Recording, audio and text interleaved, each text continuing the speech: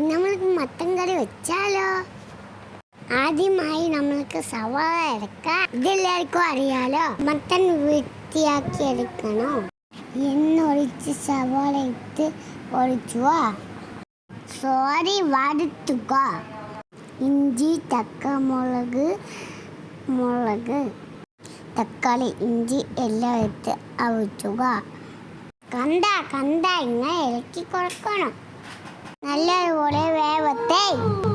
ഒരു വെന്ത് വരുമ്പം വെളുത്തുള്ളി, മല്ലിയില എല്ലാം ഇടുക. അതിൻ്റെ കൂടെ മഞ്ഞൾപ്പൊടി ഇടുക. മുളക് പൊടി ഇടുക. 2-3 സ്പൂൺ ഇടുക.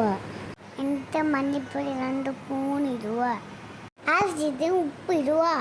അതിനുശേഷം കറിയിൽ എടുത്തിടുക. എല്ലാം ഇടിച്ച് കുക്കർ ഇട്ട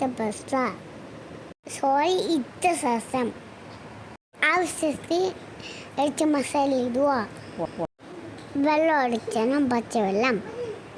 കുക്കർ അടിച്ചു വെച്ചുക.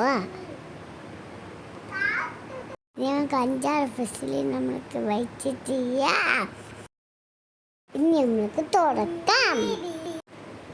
കൊള്ളാലോ. ഏതാ മോനെ, നോക്കിക്കോ. എൻ്റെ വായിൽ പോലും വെള്ളം പറഞ്ഞേ. ഇതെന്ത് തുടക്കാൻ പറ്റണില്ലല്ലോ.